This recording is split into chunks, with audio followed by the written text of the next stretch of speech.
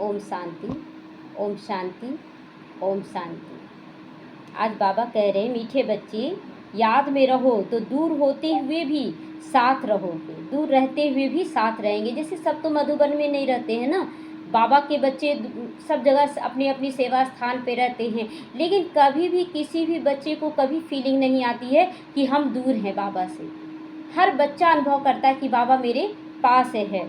तो बाबा कहते हैं बच्चे याद में रहो तो दूर होते हुए भी साथ में हो। याद से साथ का अनुभव होता रहता है और विक्रम भी विनाश होते हैं। जितना याद में रहेंगे उससे क्या होगा, बाबा के साथ होने का अनुभव होगा। और दूसरा क्या है कि विक्रम भी विनाश हो जाएगा। प्रश्न आज, दुरादेशी बच्चों, बाप बच्चों को दुरानदेशी बनाने के लिए कौन सा ज्ञान देते हैं? दुरानदेशी बाबा दुरानदेशी बनाने के लिए बच्चों को कौन सा ज्ञान दे रहे हैं? उत्तर, आत्मा कैसे चक्र में भिन्न भिन्न वर्णों में आती है, इसका ज्ञान दुरानदेशी बाप देता है। दूर देश से आने वाला बाप दे रहा है, दूर दूर तक की जानने वाला बाबा हमें ये ज्ञान दे रहा है कि कैसे हमें दूर की सोचकर पुरुषार्थ करना है। तुम जानते हो अभी ब्राह्मण वर्ण के हैं हम। इसके पहले जब ज्ञान नहीं था तो हम शूद्र वर्ण में थे, उसके पहले वैश्य वर्ण में थे, उसके पहले आप देवता थे। इस तरह से पूरा चक्र का बाबा ज्ञान दे रहा है। दूर देश में रहने वाला बाप आकर यह दुरानदेशी बनने का सारा ज्ञान बच्चों को दे रहे हैं। दुरानदेशी मतलब दूर की सोचने वाला, कि हम कहाँ के सोच रहे हैं कि हम सत्युग के अधिकारी बनने जा रहे हैं। तो इस तरह का ज्ञान अब बाबा दे रहा है और हमें सोचने के लिए बोलता है कि बच्चे अपना भागी मर्ज करो कि तुम सत्युग में जाने वाले बच्चे हो। आज गीत बजा है, जो पिया के साथ है उसके लिए ज्ञान की बरसात है। ओम शांति। जो ज्ञान सागर के साथ है उनके लिए तो ज्ञान बरसात रोज हो रही है। तुम बाप के साथ हो ना, तो भल विलायत में भी हो, वह कहाँ भी हो, साथ हो। याद तो रखते हो ना। जो भी बच्चे याद में रहते हैं वो सदैव साथ में, जो भी बाबा के बच्चे हैं याद में रहते हैं तो वो साथ में ही हैं। हर पल बाबा की दृष्टि में वो बच्चे समाये हुए हैं। तो जो भी बच्चे याद में रहते हैं वो सदैव साथ है। याद में रहने से साथ रहते हैं और विक्रम भी विनाश होते हैं। फिर शुरू होता है विक्रमाजीत संवत। जैसे बाबा के ज्ञान में हम लोग आते हैं संगम युग में, तो हम लोग जो विक्रम किए हैं उस पर जीत पाना शुरू कर देते हैं और जीत पाने से फिर विक्रम जो किए हुए वो भी खत्म होता है और आगे कोई विक्रम नहीं होता है। तो इसी समय से स्टार्ट हो जाता है विक्रमाजीत संवत। विक्रमों पर जीत पाने लग जाते हैं। तो फिर जब रावण राज होता है तब फिर कहते हैं राजा विक्रम का संवत शुरू होता है। द्वापर से राजा विक्रम का संवत शुरू होता है। तो वह विक्रमाजीत और वो विक्रमी दोनों एक ही आत्मा बनती है। विक्रमाजीत भी और एक ही आत्मा बनती है विक्रमी भी। तो दोनों का पाठ हम एक आत्मा निभाते हैं। तो अभी तुम विक्रमाजीत बन रहे हो, फिर तुम विक्रमी बन जाओगे। इस समय अति विक्रमी हो। जब शूद्र थे तो बाबा कहता तुम अति विक्रमी थे, किसको भी अपने धर्म का पता भी नहीं था। आज बाबा एक छोटा सा प्रश्न पूछते हैं कि सतयुग में देवता यह जानते हैं कि हम आदि सनातन देवी देवता धर्म के हैं? बाबा पूछता है कि क्या देवी देवता ये जानेंगे कि हम लोग आदि सनातन देवी देवता धर्म के हैं? तो तुम जैसे अभी समझते हो हम हिंदू धर्म के हैं, कोई कहेंगे कि हम क्रिश्चियन धर्म के, वैसे वहाँ देवताएं अपने को देवी देवता धर्म का समझते होंगे। ये सब विचार करना, वहाँ ये सब कुछ भी नहीं होता है। वहाँ तो बस वो देवी देवता के रूप में रहते हैं, वो ये नहीं कहते हम तो देवी देवता है। जैसे कि आप शुरू से सुखी हैं, कभी दुख देखे ही नहीं हैं, तो कभी आप थोड़ी बोलेंगे कि हम सुखी हैं, हम अभी सुखी हैं, पहले दुखी थे। दुख का ज्ञान होता है तब हम बोलते हैं कि हम सुखी हैं या दुखी हैं। लेकिन जब केवल सुखी सुख है तो उसको तो पता ही नहीं। तो उसी तरह वहाँ देवी देवता धर्म स्टार्टिंग का है, तो उनको ये पता नहीं ये भी कोई धर्म है, बस वो जीते हैं वहाँ पर। तो बाबा कहते विचार की बात है ना, वहाँ दूसरा कोई धर्म है ही नहीं जो समझे हम फलाने धर्म के हैं। यहाँ बहुत धर्म है, तो पहचान देने के लिए अलग अलग नाम रख दिए हैं पहचान देने के लिए। तो वहाँ तो एक ही धर्म है, इसीलिए कहने की दरकार नहीं कि हम इस धर्म के हैं, ये बोलने की दरकार ही नहीं रहती। उनको पता ही नहीं कि कोई धर्म होते हैं, उनकी रजाई भी होती है। अभी तुम जानते हो हम आदि सनातन देवी देवता धर्म के हैं। देवी देवता और कोई को नहीं कहा जा सकता है, देवी देवता और अलग किसी भी धर्म के लोगों को नहीं कहा जा सकता है। पतित होने के कारण अपने को देवता भी कह नहीं सकते यहाँ पर। तो पवित्र को ही देवता कहा जाता है। वहाँ ऐसी बातें होती नहीं, ना पवित्रता पवित्रता की बात होती है और ना ही वहाँ पर कोई धर्म होता है जो बोले कि हम देवी देवता धर्म के हैं। तो वहाँ ऐसी कोई बात नहीं की जाती, कोई से भेंट की नहीं जा सकती, क्योंकि उसके तुलना में कोई खड़ा ही नहीं है। जैसे होता है ना कि दोनों तरफ पार्टी खड़ा है, तब बोलते कि हम उससे ज़्यादा तेज हैं या वो हमसे ज़्यादा कमज़ोर है, लेकिन वहाँ तो एक ही है, केवल देवी देवता धर्म। तो अभी तुम संगम युग पर हो, जानते हो आदि सनातन देवी देवता धर्म फिर से स्थापन हो रहा है। तो वहाँ तो धर्म की बात ही नहीं है, वहाँ तो होता ही एक धर्म है। यह भी बच्चों को समझाया। यह जो कहते हैं कि महाप्रलय होती है अर्थात कुछ भी नहीं रहता, ये भी बात रॉन्ग है। महाप्रलय तो कभी होता ही नहीं। अगर सब कुछ खत्म हो जाए तो क्या फिर से बाबा क्रिएट करेगा? नहीं। कुछ चावल रख लिया जाता है बीज के लिए और उसी को बोकर फिर फसल लहलहाता है। तो उसी तरह कुछ आत्माओं को अभी बीज के रूप में तैयार किया जा रहा है। तो बाबा बैठ समझाते राइट क्या है। शास्त्रों में तो जलमयी दिखा दिया है। बाप समझाते सिवाय भारत के बाकी जलमयी सारी दुनिया हो जाएगी, केवल भारत ही बचेगा और कोई भी खंड नहीं बचेगा, बाकी सब जलमयी हो जाएगी। इतनी बड़ी सृष्टि क्या करेंगे बाबा? देवी देवताओं के लिए तो बहुत सुंदर छोटी सी सृष्टि होगी। तो एक भारत में ही देखो कितने गांव हैं। पहले जंगल होता था, फिर उनसे वृद्धि होती जाती। वहाँ तो सिर्फ आदि सनातन देवी देवता धर्म ही रहते हैं। तुम अभी ब्राह्मणों की बुद्धि में बाबा धारण करवा रहे, ये सारी बातें ज्ञान की बाबा अभी धारण करवा रहे हैं। तो अभी तुम जानते ऊंचे से ऊंचा है शिव बाबा कौन है। उनकी पूजा क्यों की जाती है? क्योंकि वो अक के फूल को गुलाब का फूल, कमल का फूल बनाते हैं। अक आदि के फूल उन पर क्यों चढ़ाते हैं? क्योंकि हम लोग वैसे भिखारी और शूद्र बन गए थे, इसीलिए उन पर चढ़ाए जाते हैं। तो निराकार है ना, कहते नाम रूप से न्यारा है, परंतु नाम रूप से न्यारी कोई भी चीज़ होती ही नहीं। बिना नाम के आकाश भी बोलते हैं, पुलार ही पुलार है, लेकिन आकाश का नाम तो आकाश है ना। तो हर एक चीज़ का नाम और रूप होता है। तो अब क्या, जिसको फूल आदि चढ़ाते हैं तब मतलब उसका नाम रूप कुछ है ही नहीं, तो फिर उसको कैसे चढ़ाते हैं? किसी नाम रूप का आकार तो देते हैं ना। तो पहले पहले पूजा उनकी होती है, मंदिर भी उनके बनते हैं, क्योंकि भारत की और सारी दुनिया के बच्चों की सर्विस अभी कर रहे हैं बाबा। पूरे विश्व की आत्माओं को जगा रहे हैं और अपना बना रहे हैं। तो मनुष्यों की तो सर्विस की जाती है। इस समय तुम अपने को देवी देवता धर्म के नहीं कहला सकते। तुमको पता भी नहीं था कि हम देवी देवता थे, किसी को पता था? इतना साधारण रूप हो गया था शूद्र रूप में कि हम लोग तो जान भी नहीं थे कि हम देवी देवता हैं। और बाबा आकर हम लोगों को बताते हैं कि बच्चे तुम तो देवी देवता हो। तो यह नॉलेज सिवाय बाप के कोई दे ही नहीं सकता है। तो उनको ही कहते हैं ज्ञान का सागर, नॉलेज फुल कहते हैं। गाया जाता है रचता और रचना को ऋषि मुनि आदि कोई भी नहीं जानता, ना रचता को जान रहा ना रचना को जान रहा है। नेति नेति कहते गए हैं। जैसे छोटे बच्चे को नॉलेज है क्या? उसको तो कोई नॉलेज ही नहीं, वो तो बस खेलता है, खाता है और सोता है। तो बस सतयुग में वही होगा, खेलेंगे, खाएंगे और निश्चिंत रहेंगे।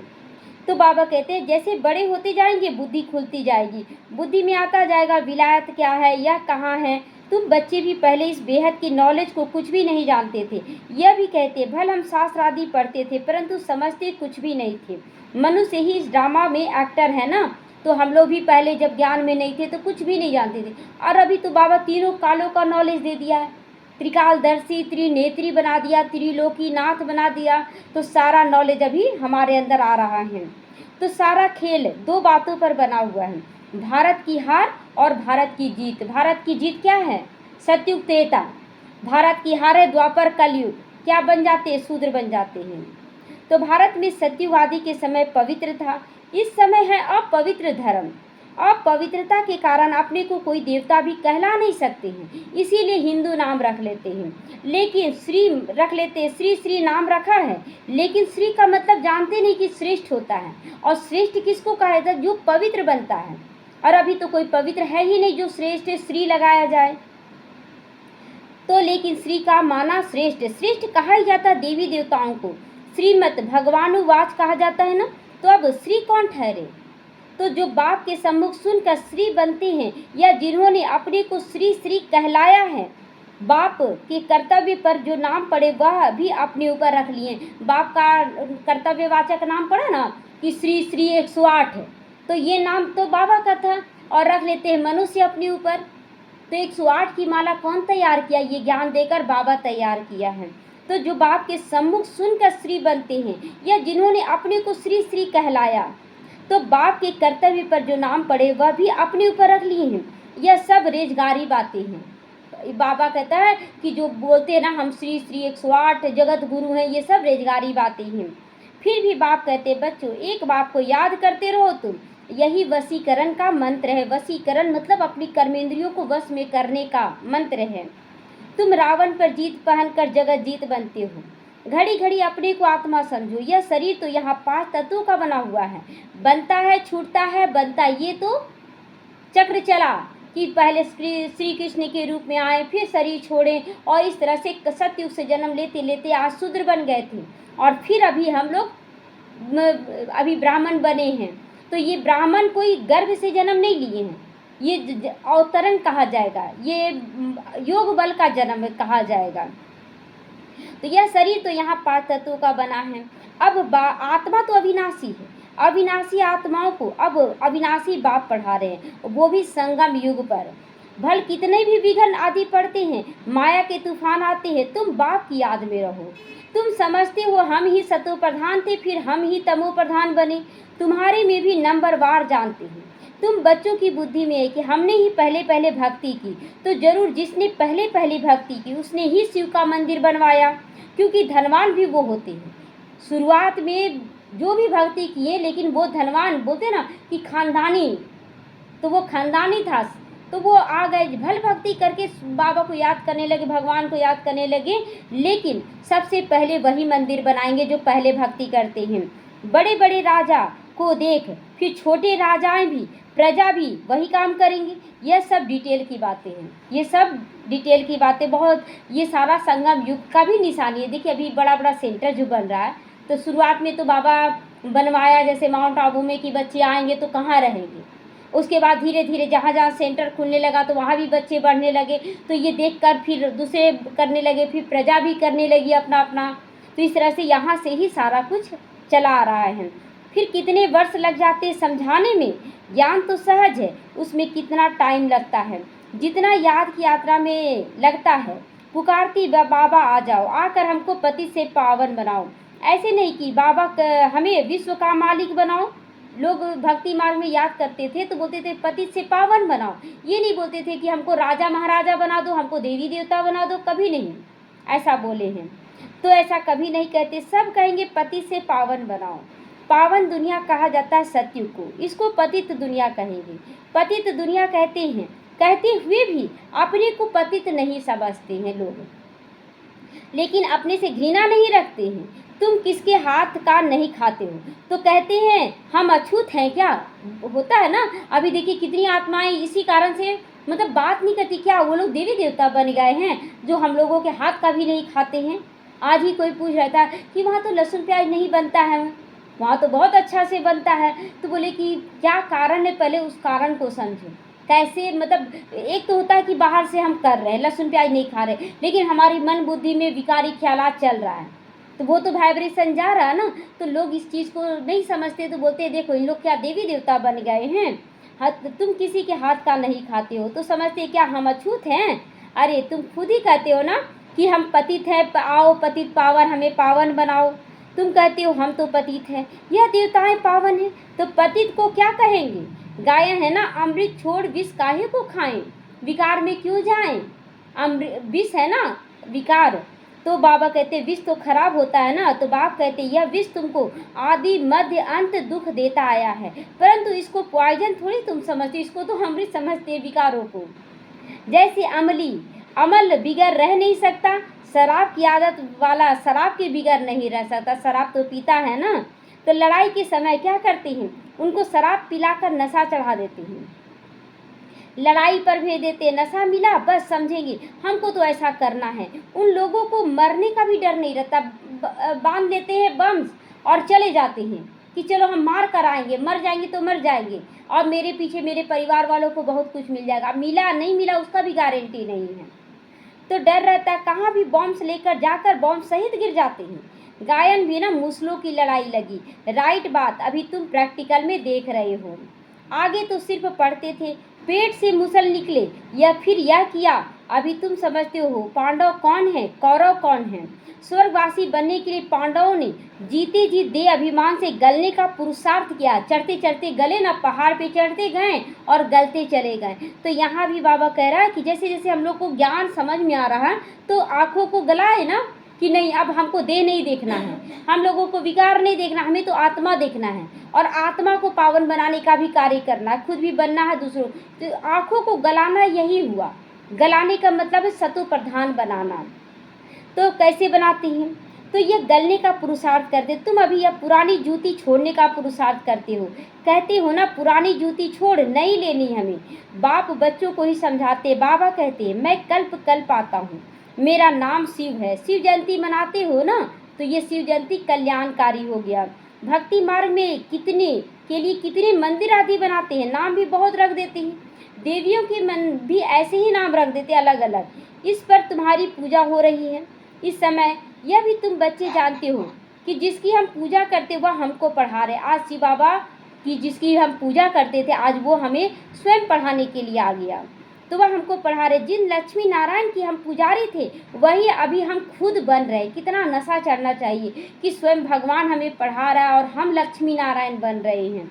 यह बुद्धि में सिमरन करते रहो, फिर औरों को भी सुनाओ। बहुत हैं जो धारणा नहीं कर सकते। बाबा कहते जास्ती धारणा नहीं कर सकते हो, कोई हर्जा नहीं, याद की तो धारणा करो। कितना सहज बाबा कर दे रहा है, जो बच्चे नहीं कर पा रहे हैं, जिसे बहुत करते करते थक गए हैं कि विकार नहीं खत्म हो रहा है, तो कोई बात नहीं, और धारणा तो कर लो। बाबा देखिए मुरली में सारा कुछ क्लियर किया है, लेकिन ले देखिए बच्चे जो पढ़ जाते हैं ना, एक ही धारणा के पीछे सारी धारणा किनारा हो जाता है। तो बाबा की याद में करते रहो। जिनकी मुरली नहीं चलती तो यहाँ बैठकर सिमरन करें, याद करें। अगर मुरली नहीं चल रही तो कम से कम, जैसे किसी पाठशाला में बच्चे नहीं आ रहे हैं तो यही बोल रहे मुरली नहीं चलती है, तो आप योग तो करें वहाँ पर।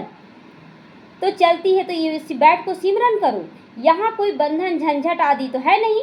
घर में बाल बच्चों आदि का वातावरण देखकर वह नशा गुम हो जाता है। यहाँ चित्र भी रखे हैं, किसी को भी समझाना बहुत सहज है। वो लोग तो गीता आदि पूरी कंठ कर लेते हैं। सिख लोगों को तो ग्रंथ कंठ होता है, तुमको क्या कंठ करना है, केवल कंठी तोता तो नहीं बनना है ना, हमें तो धारण करना है। तो बाप को याद करो। तुम कहते हो बाबा, तो यह है बिल्कुल नई चीज़। यह एक ही समय है जबकि तुमको अपनी को आत्मा समझकर बाप को याद करना है, आत्मा समझकर याद करना है। तो 5000 वर्ष पहले भी सिखाया था, और कोई की ताकत नहीं कि ऐसे समझा सके कि बच्चे ऐसे मुझे याद करो। ज्ञान का सागर है ही एक बाप, दूसरा कोई हो ही नहीं सकता है। ज्ञान सागर बाप ही तुमको समझाते हैं। आजकल ऐसे भी देख बहुत निकले हैं जो कहते हैं हमने अवतार लिया है, इसीलिए सच की स्थापना में कितने विघ्न पड़ते, मतलब झूठा बहुत निकल गया है। अब झूठा निकला तो सच को साबित बोलते ना, सोना जो है तो इतना रोल गोल्ड निकल गया कि सोना को अग्नि में तपाया जाता है, देखा जाता है कि सच में सोना है कि गल जाता है। तो इसीलिए ये विघ्नों में ज़्यादा विघ्न पड़ते जो सच पर चलते हैं। तो जो कहते हैं हमने अवतार लिया, इसीलिए सच की स्थापना में बहुत विघ्न पड़ते हैं। परंतु गाया जाता है ना, सच की नाव हिलेगी डोलेगी लेकिन डूबेगी नहीं। कितना क्लियर बाबा जवाब देता है। अब तुम बच्चे बाप के पास आते हो तो तुम्हारे दिल में कितनी खुशी रहनी चाहिए। आगे यात्रा पे जाते थे तो दिल में क्या आता था, अभी घर बार छोड़कर यहाँ आती हूँ तो क्या ख्यालात आते हैं। जैसे जाते थे तीर्थों पर तो चलो दर्शन करने जा रहे हैं या फिर चलो घूम कर आते हैं, ये सब आता था। लेकिन जब यहाँ आते हैं तो यहाँ एक लक्ष्य है कि हमको अच्छे से धारण करना है, लक्ष्मी नारायण बनना है। तो हम बाप दादा के पास जाते हैं। बाप ने भी यह समझाया है कि मुझे, यानी शिव बाबा कहते हैं कि मुझे याद करो। जिसमें मैं प्रवेश किया वह तो ब्रह्मा है। बिरादरियाँ फिर होती जाती हैं। पहली बिरादरी निकली ब्राह्मणों की, फिर देवताओं की बिरादरी हो जाती है। अभी दुरानदेशी बाप बच्चों को दुरानदेशी दूर की सोचने वाला बना रहा है।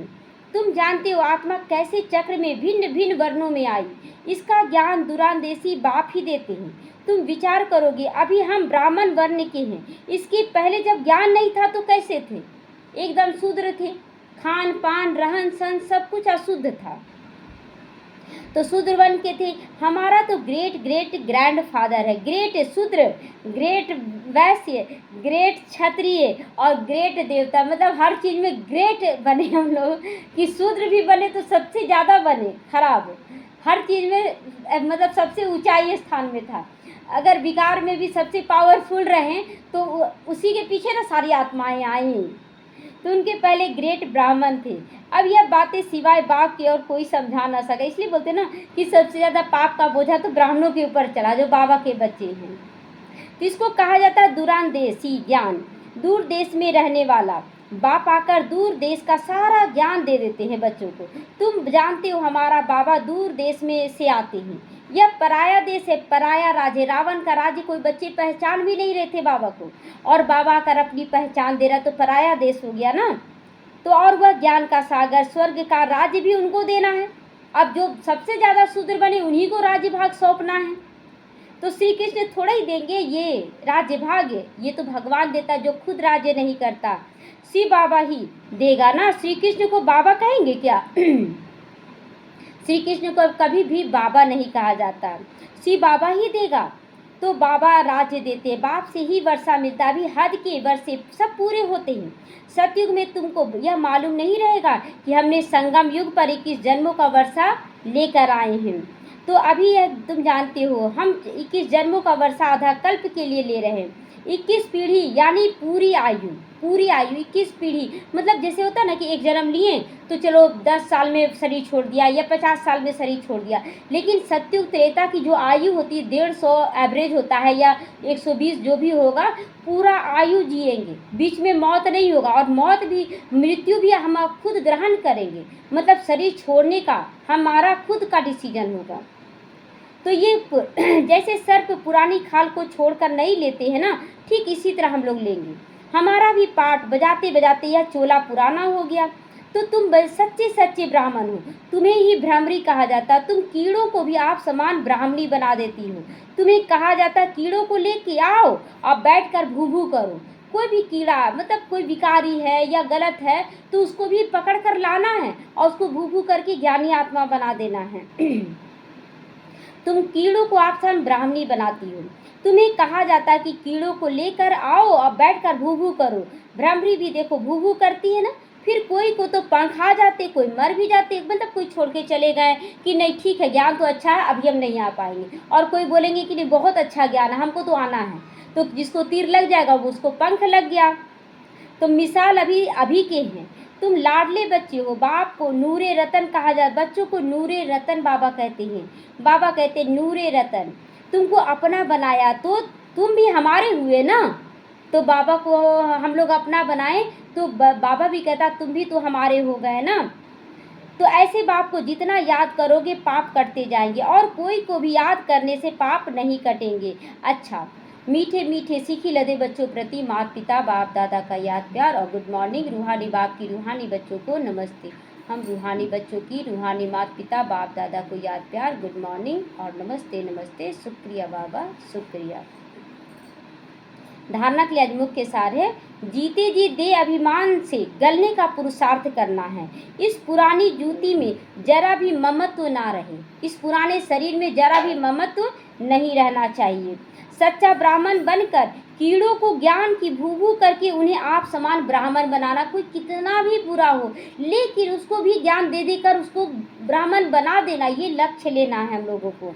वरदान है आज का, अमृत बेले का महत्व जानकर खुले भंडार से अपनी झोली भरपूर करने वाले तकदीरवान बनो। जो रोज अमृत बेला करते, रोज भरते हैं अपनी झोली वरदानों से, तो उनकी झोली सदा भरपूर हो जाती है।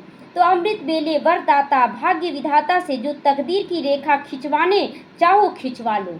मतलब जैसे ही योग करते हैं बाबा मैं तो बहुत खुश हूँ, तो सच में बहुत खुश हैं। बाबा मैं सदा विजयी आत्मा हूँ, सदा विजयी हैं। तो सीढ़ी जो है ना वो अमृत बेले ही तैयार होता है। इसीलिए बाबा कहता है ना अमृत बेला कभी भी मिस नहीं करो, एक्यूरेसी लाओ और केवल पॉजिटिव में रहो।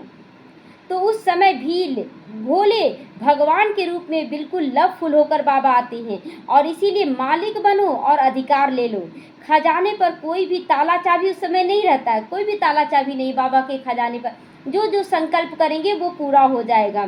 उस समय सिर्फ माया की बहानेबाजी को छोड़कर एक संकल्प करो कि जो भी हूँ, जैसी भी हूँ, बाबा आपकी हूँ। बहानाबाजी क्या है? अच्छा बाबा थोड़ा देर के बाद उठेंगे, अरे बाबा बहुत दर्द हो रहा है, थोड़ा देर के बाद उठेंगे, थोड़ा सा अच्छा नींद ले लेते हैं, और पता चलता अमृत वेला खत्म हो गया। तो इसीलिए बाबा कहता है कोई बहानाबाजी नहीं होना चाहिए, केवल उठ कर बोलो बाबा तुम मेरे हो, मैं तुम्हारी हूँ। एकदम प्यार से बोलना है।